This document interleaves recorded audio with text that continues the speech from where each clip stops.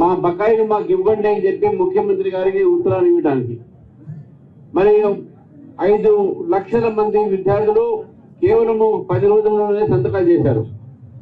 అంతేకాకుండా అనేక మంది విద్యార్థులు రోడ్ల మీదకి వచ్చి ఈరోజు కలెక్టరేట్ ఆఫీస్ ముందు పోదామంటే లాఠీ చార్జీలతో ఆ విద్యార్థుల మీద చాలా దురుసుగా ప్రవర్తించినట్టుగా పోలీసులు మనం చూసినాం. మనం మిత్రులారా, ఈరోజు ఫీజు బకాయి ఒకటే కాదు, ఈరోజు యావత్ విద్యా వ్యవస్థని ఈరోజు మనం ప్రశ్నించాల్సిన అవసరం ఉన్నది.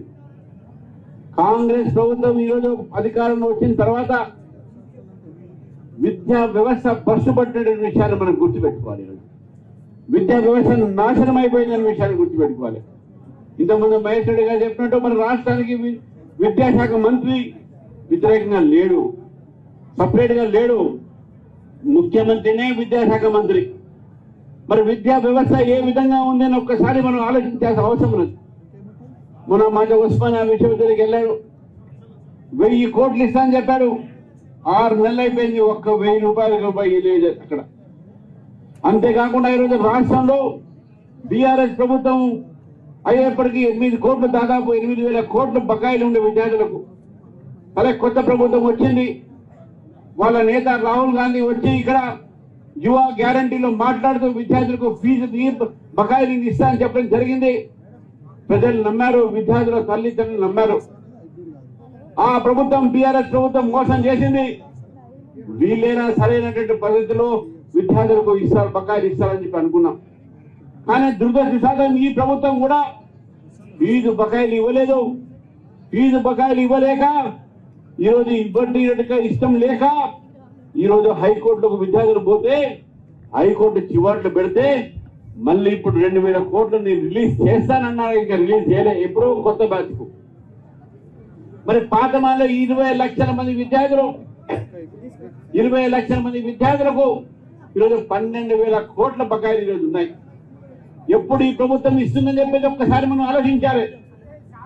మిత్రులారా, engineering college, degree college, medical college, వీటన్నిటువంటి విద్యార్థులకు ఇది బాగా ఎఫెక్ట్ అయ్యేటటువంటి ఒక స్కీమ్ ఇది. ఏ విద్యార్థులైతే బీద విద్యార్థులు వాళ్ళ తల్లిదండ్రులు ఫీజు కట్టలేక ఇంట్లో ఉన్న బంగారాన్ని అమ్మి, వారి ఆస్తులను అమ్మి ఈరోజు పిల్లలు చదువు చెప్తా ఉన్నారు. మరి వారి కన్నీరు చూడడానికి ఈరోజు ప్రభుత్వము కనీసం ప్రయత్నం కూడా చేయట్లేదు.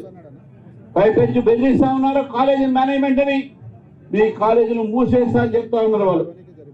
ఈ కాలేజీ మేనేజ్మెంట్ ఒకటే కోరుతా ఉన్నాను, నాకు తెలుసు మీకున్న కష్టాలు. మీ దగ్గర పనిచేసినటువంటి లెక్చరర్స్ కు, స్టాఫ్ కు మీరు ఏ విధంగా మీరు శాలరీలు ఇవ్వలేరు. ఎంతో కష్టంతో మీరు కూడా అప్పులు తీసుకొచ్చి కాలేజీలు నడుపుతా ఉన్నారు.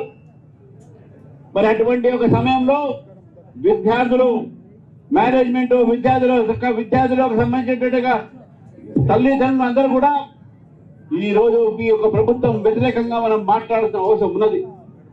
భారతీయ జనతా పార్టీ తీసుకున్నటువంటి అంశము ఇది ఒక ఉద్యమకారుల రూపంగా తీసుకున్న అంశం. ఇది యువమోర్చా ఉద్యమం చేసినా దీని వెనక భారతీయ జనతా పార్టీ నాయకులందరూ కూడా ఉన్నారని చెప్పి గుర్తుపెట్టుకోవాలి. మిత్రులారా, ఈరోజు ఒక ఫీజు రియంబర్స్మెంట్ కాదు, పాలిటెక్నిక్ కళాశాలలో ఈరోజు విద్యార్థులు అక్కడ సమ్మె చేస్తా ఉన్నారు. యంగ్ ఇండియా అనే పేరు మీద పెట్టి విద్యా సంస్థని పాలిటెక్నిక్ దాంట్లో కలుపుతా అంటున్నారు. విద్యార్థులు దాన్ని వ్యతిరేకిస్తా ఉన్నారు. పాలిటెక్నిక్ విద్యార్థుల మీద లాఠీ చార్జ్ చేస్తుంది ఈ ప్రభుత్వం. లాఠీ చార్జే కాదు, వాళ్ళని ఈరోజు అతి ఒక దుర్తిగా ప్రవర్తిస్తున్నటువంటి పోలీసుల వ్యవస్థ మనం చూస్తున్నాం. ఈరోజు మొన్ననే నేను ఆయుష్ యూనివర్సిటీ వెళ్ళాను. అక్కడ యునాని, ఎంబీ, ఆయుర్వేదిక్, అదే విధంగా హోమియోపతి విద్యార్థులు అక్కడ స్టైపెండ్ల కోసం కొట్లాడుతా ఉన్నారు. ఈ రాష్ట్రంలో ఎక్కడ